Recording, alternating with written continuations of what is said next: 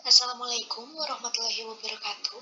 Selamat pagi menjelang siang yang terhormat Ibu Danisa Citra Utami dan teman-teman sekalian yang berbahagia. Puji syukur marilah kita panjatkan kepada Allah Subhanahu wa Ta'ala atas rahmat berupa kesehatan dan kelancaran internet sehingga kita bisa berkumpul secara daring. Pada hari ini saya Cinta Salma Kautsar sebagai moderator yang akan memandu kegiatan presentasi. Topik yang akan kita bicarakan mengenai kalimat efektif, diksi, dan punktuasi. Sebelum dimulai, saya akan memperkenalkan anggota kelompok kelima, yaitu saya sendiri, Cinta Salma Kautsar, dan teman saya, Cahya Rahmalia. Untuk materi pertama, yaitu kalimat efektif, akan saya jelaskan. Kalimat efektif. Kalimat efektif dapat diartikan sebagai susunan kata yang mengikuti kaidah kebahasaan secara baik dan benar. Dengan bentuk kalimat yang sesuai dengan kaidah atau aturan tersebut, diharapkan pembaca akan dengan mudah memahami maksud dari kalimatnya. Menurut Kamus Besar Bahasa Indonesia, KBBI, koherensi adalah hubungan logis antara bagian karangan atau antara kalimat dalam satu paragraf. Jadi, kalimat efektif adalah kalimat yang harus memiliki hubungan yang logis dan nyambung antara kalimat satu dan kalimat selanjutnya. Syarat kalimat efektif. Suatu kalimat bisa disebut sebagai contoh kalimat efektif jika memenuhi setidaknya 4 buah. 1. Sesuai EYD. 2. Sistematis. 3. Tidak boros dan bertele-tele. 4. Tidak ambigu. Selanjutnya berikut ini akan saya bahas masing-masing dari syarat tersebut. 1. Sesuai EYD. Sebuah kalimat haruslah menggunakan ejaan maupun tanda baca yang tepat sesuai dengan aturan EYD, ejaan yang disempurnakan. Kata baku pun mesti menjadi perhatian agar kata yang ditulis tepat ejaannya. 2. Sistematis. Contoh kalimat efektif harus disusun secara sistematis. Sebuah kalimat paling sederhana adalah yang memiliki susunan subjek dan predikat. Kemudian ditambah dengan objek, pelengkap, hingga keterangan. Sebisa mungkin, gunakan mengefektifkan kalimat. Buatlah kalimat yang urutannya tidak memusingkan. Jika memang tidak ada penegasan, subjek dan predikat diharapkan selalu berada di awal kalimat. 3. Efisien atau tidak boros. Tetap ingat bahwa kalimat efektif harus disusun secara efektif dan tidak bertele-tele. Susunan kalimat yang dirumuskan pasti dan ringkas agar pembaca mudah menangkap gagasan. 4. Tidak ambigu. Contoh kalimat efektif harus menyampaikan kalimatnya secara jelas, gamblang, dan logis.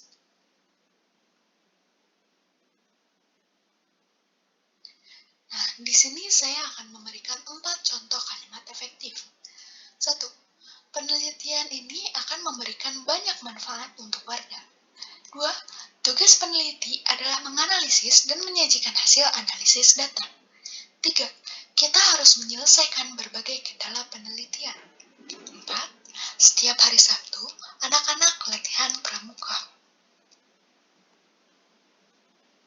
Materi selanjutnya yaitu diksi, yang akan dijelaskan oleh saya. Diksi. Diksi bisa diartikan sebagai pilihan kata pengarang untuk menggambarkan sebuah cerita. Diksi bukan hanya berarti pilih memilih kata, melainkan digunakan untuk menyatukan gagasan atau menceritakan peristiwa, tetapi juga meliputi persoalan gaya bahasa, ungkapan-ungkapan, dan sebagainya. Agar dapat menghasilkan cerita yang menarik melalui pilihan kata, maka diksi yang baik harus memenuhi syarat, seperti 1.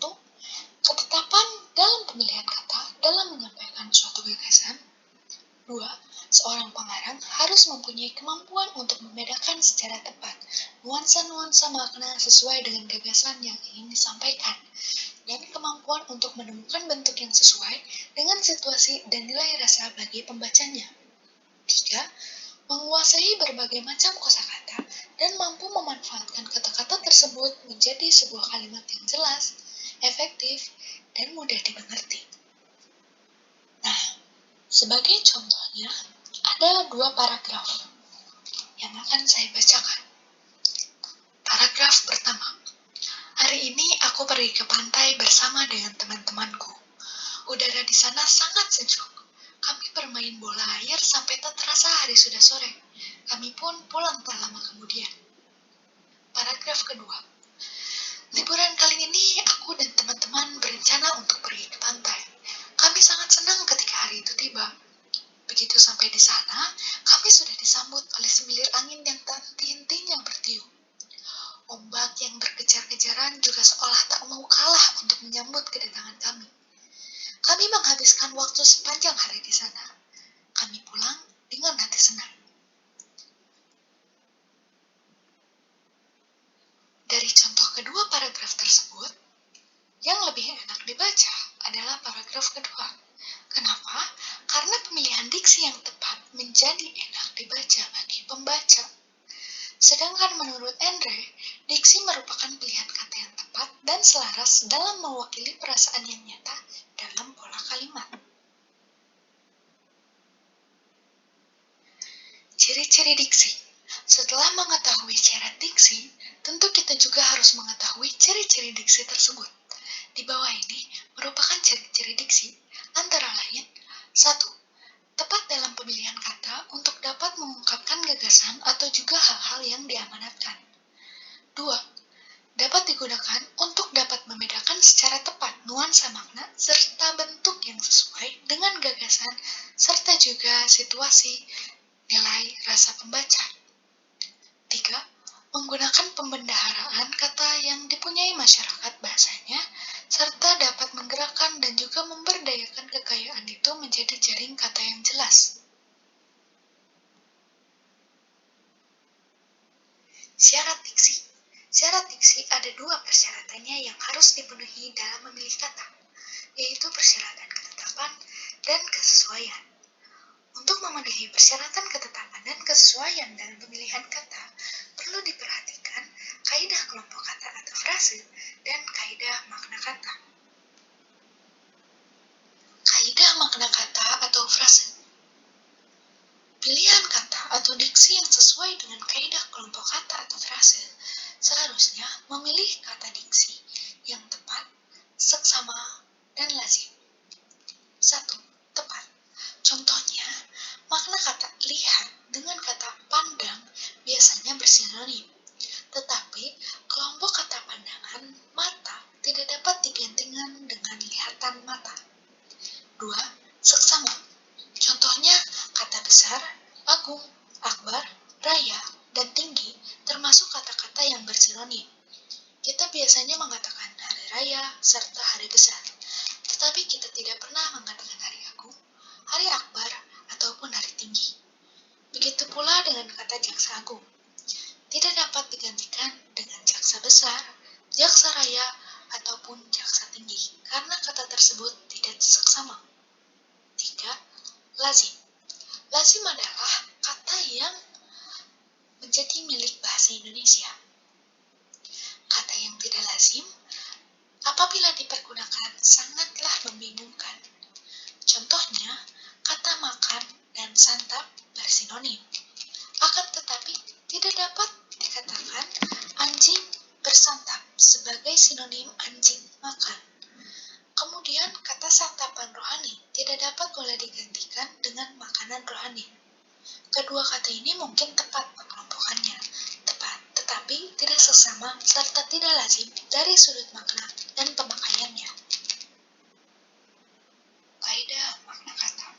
Berdasarkan sifatnya, makna dibedakan atas dua macam, yaitu makna denotasi atau makna sebenarnya dan makna konotasi atau makna kiasan. Untuk contoh makna denotasi adalah kepala, organ tubuh yang letaknya paling atas, atau besi, logam yang sangat keras. Untuk contoh makna konotasi adalah ibu kota, yaitu pusat pemerintahan. Ibu jari adalah jari yang paling besar atau jempol. Jamban adalah kamar kecil. Masih dalam kaidah makna kata, yaitu perubahan makna. Perubahan makna bisa meluas. Cakupan makna sekarang lebih luas daripada sebelumnya. Contohnya seperti berlayar. Kata berlayar, waktu dulu digunakan untuk mengarungi laut dengan memakai kapal layar. Tapi untuk sekarang, kata berlayar dapat digunakan untuk mengarungi lautan dengan alat apa saja. Sama seperti kata putra-putri. Dulu dipakai untuk sebutan anak-anak raja saja, tapi sekarang dipakai untuk sebutan semua anak-anak laki-laki dan perempuan. Berdasarkan nilai rasanya, perubahan makna dibedakan atas ameliorasi adalah perubahan makna tingkat yang lebih tinggi, artinya baru dirasakan lebih baik dari arti sebelumnya. Contohnya, kata wanita dirasa lebih baik daripada perempuan, atau istri dan nyonya dirasa lebih baik daripada bini.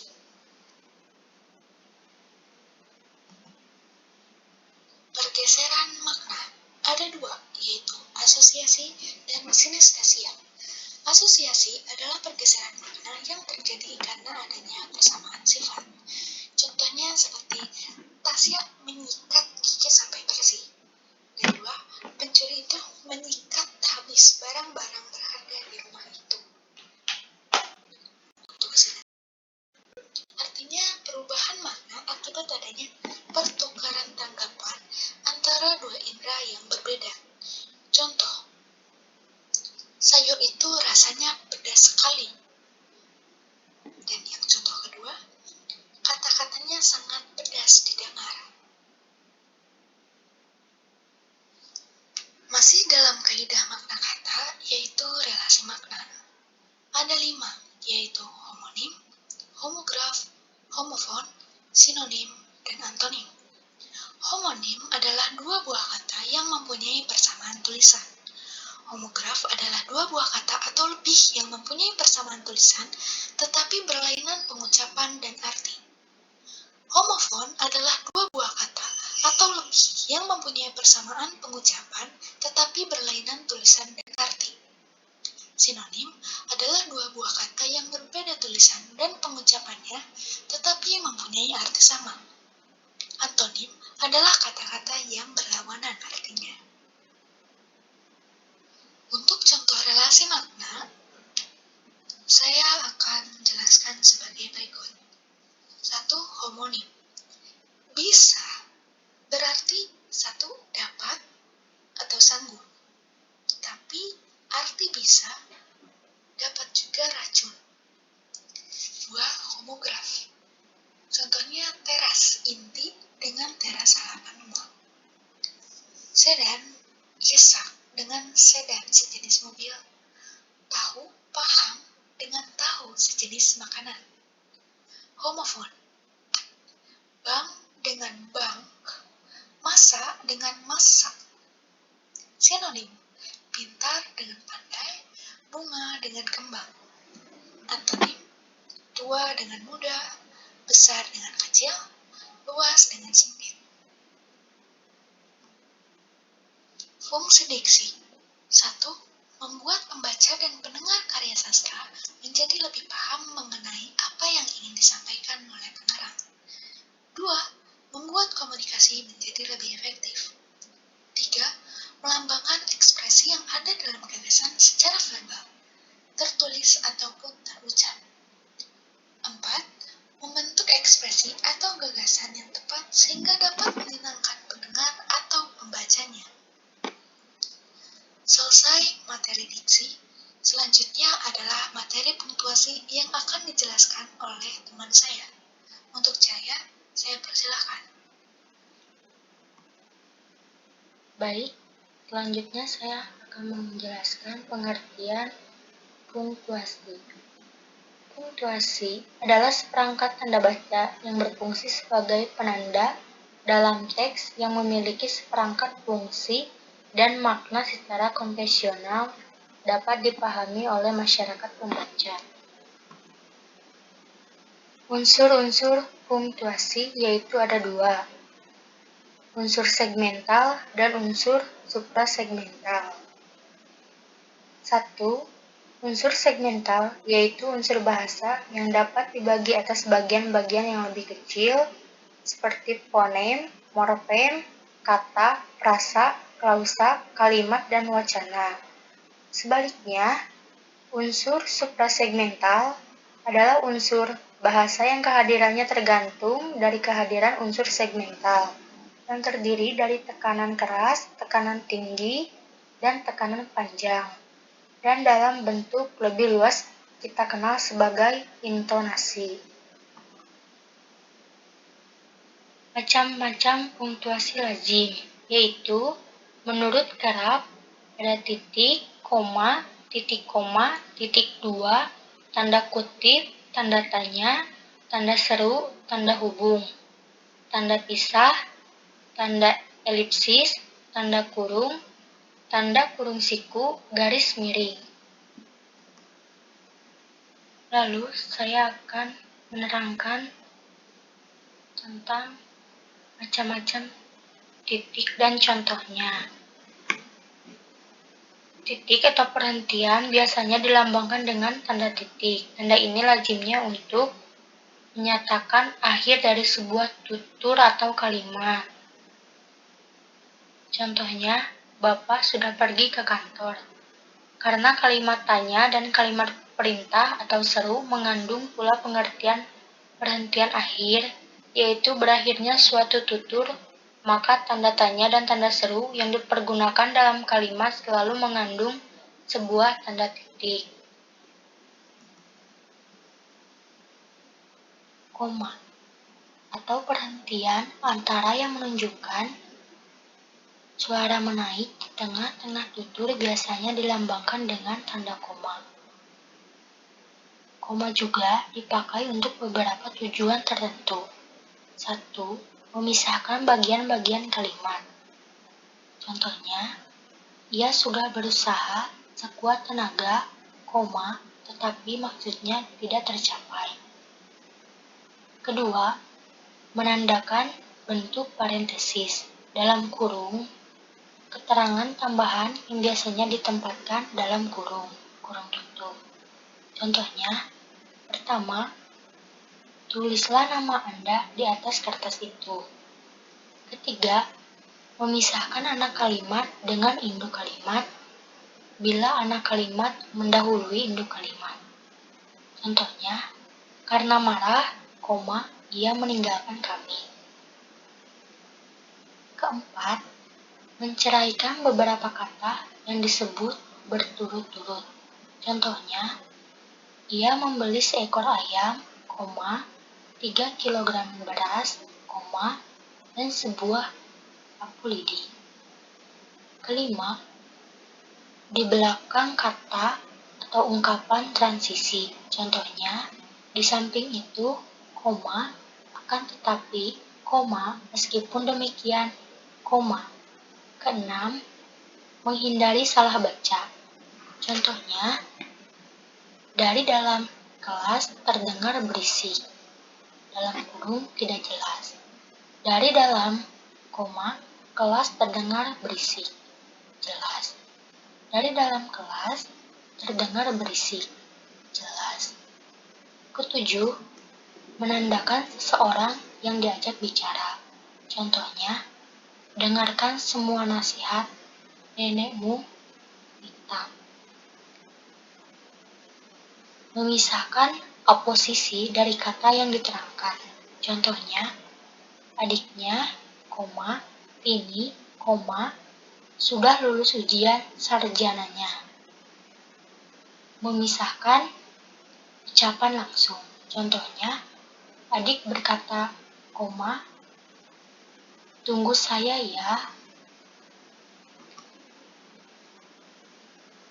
Titik 2 dilambangkan dengan tanda titik 2 digunakan dalam beberapa hal seperti pengantar kutipan yang panjang, akhir pernyataan yang lengkap, tetapi diikuti dengan pemberian. Contohnya, alam semesta terdiri atas bagian antarsiksa dan bumi.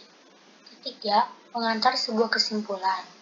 Contohnya, sebagian dari materi ujian nasional sebagai berikut. Titik 2. Bahasa Indonesia, bahasa Inggris, dan matematika.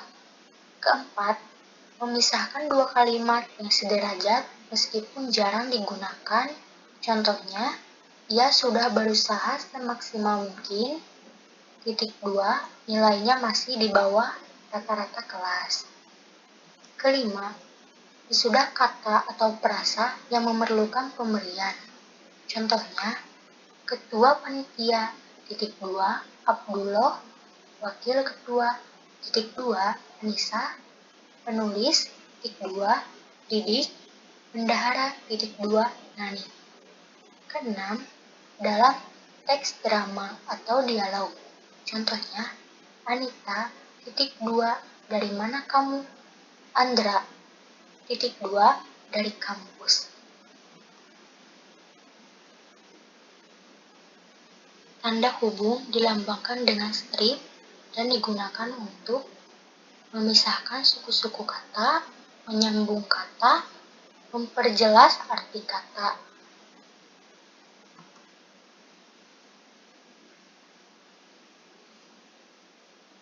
Tanda pisah. 1. Menyatakan pikiran sampingan atau tambahan.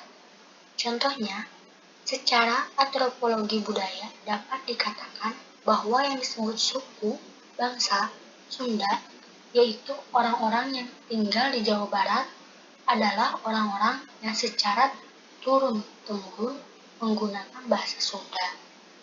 2. Menghimpun atau memperluas rangkaian subjek sehingga lebih jelas. Contohnya, kakek, nenek, bapak, ibu, kakak, adik, semua ikut berdharma wisata. Ketiga, bila dipakai antara dua bilangan berarti sampai dengan, bila dipakai antara dua tempat berarti ke atau sampai.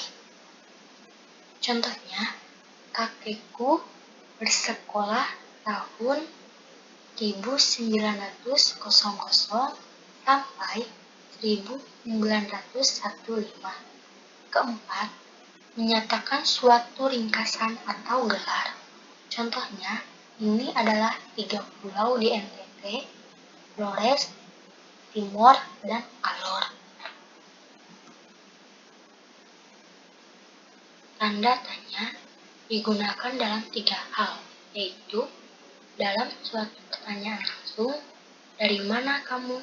Kedua, menyatakan keraguan-raguan. Contohnya, kakek lahir tahun 1867.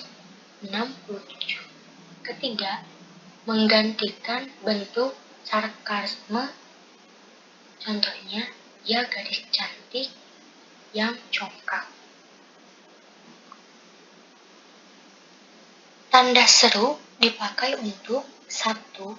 Menyatakan pernyataan yang penuh emosi. Contohnya, mustahil. Kedua, menyatakan suatu perintah. Contohnya, cepat selesaikan pekerjaanmu. Ketiga, menyatakan ketidaksetujuan terhadap suatu pernyataan. Contohnya, bumi makin dingin.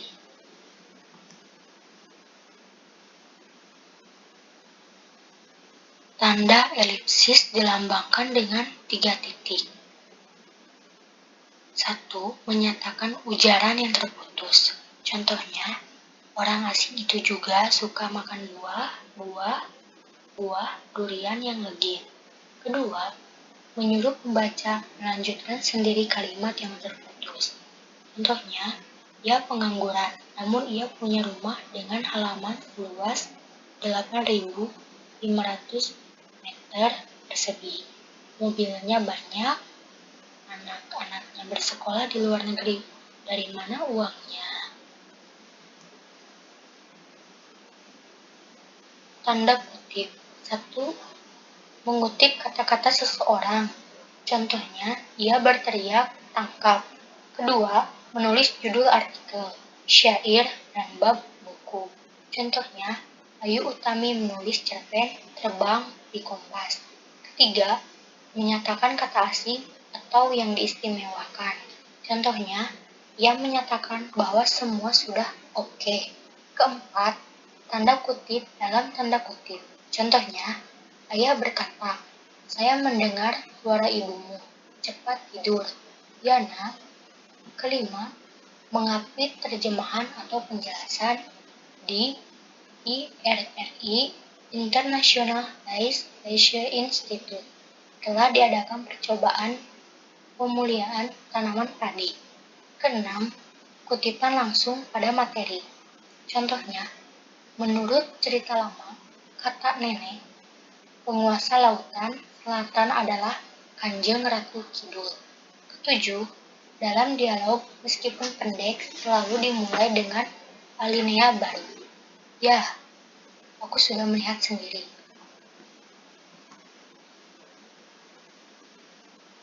Titik koma. Fungsi titik koma sebenarnya terletak antara titik dan koma.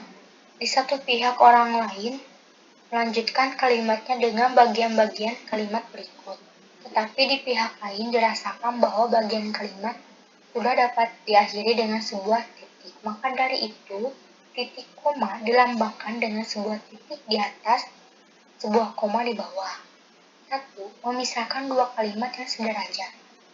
Contohnya, dia anak yang soleh, santri yang taat beribadah. Kedua, memisahkan anak kalimat yang sederajat. Contohnya, karena merasa sudah tua, akibatnya tenaganya sudah berkurang. Beliau mengisi waktunya dengan melakukan kegiatan sosial. Karena lapar, karena tidak ada makanan, mereka menjadi liar. Ketiga, memisahkan kalimat yang panjang dengan subjek yang sama. Contohnya, mengikuti kegiatan siswa-siswi di alam terbuka, tenanglah hatinya, menjadi pencinta lingkungan. Keempat, memisahkan rincian yang tergantung pada suatu pasal atau induk kalimat. Kelebihan anak-anak muda sekarang adalah terampil menggunakan teknologi canggih, menguasai bahasa Indonesia dan bahasa Inggris, menguasai berbagai macam ilmu pengetahuan.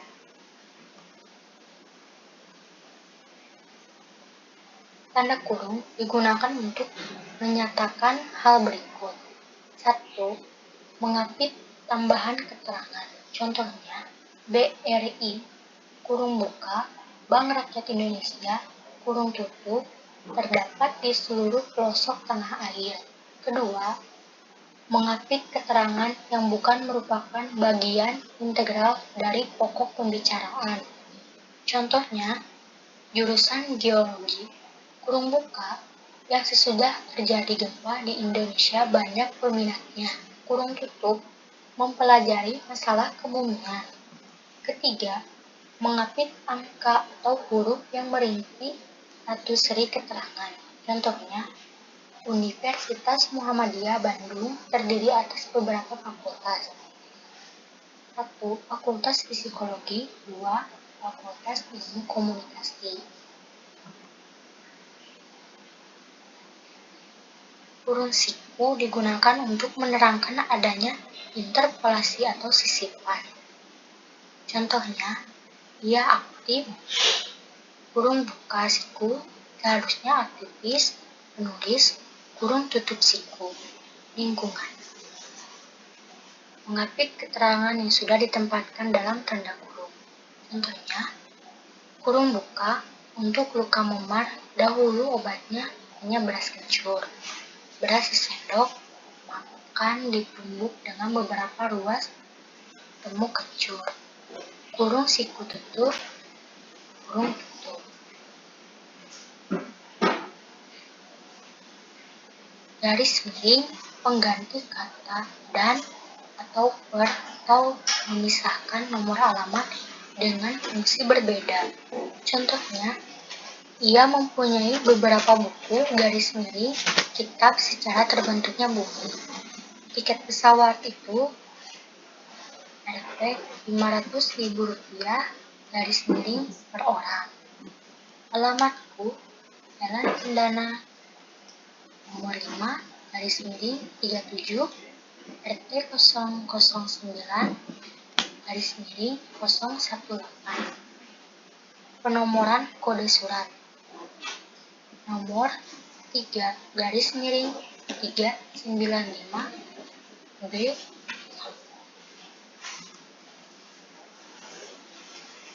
Tanda pisah menyatakan suatu pikiran sampingan atau tambahan. Contoh, ada kritik yang menyatakan bahwa cara penyiar kita mempergunakan bahasa Indonesia khusus dalam pengucapannya kurang baik.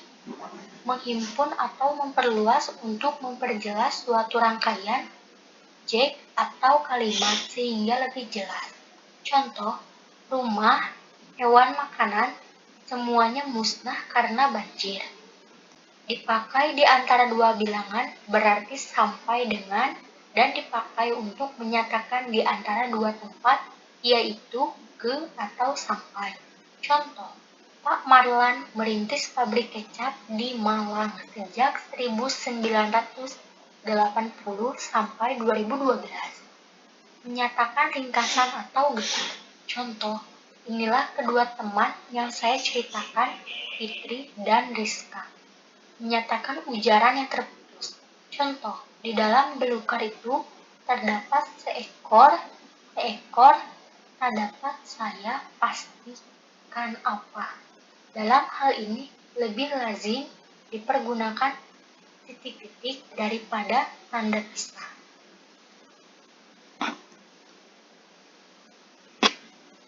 Baik, terima kasih Cahaya telah memaparkan materi. Selanjutnya adalah sesi tanya jawab. Dengan peraturan hanya 3 orang tercepat yang akan kami jawab pertanyaannya. Untuk teman-teman silakan bertanya. Dan dengan begitu presentasi kelompok kami berakhir. Wassalamualaikum warahmatullahi wabarakatuh.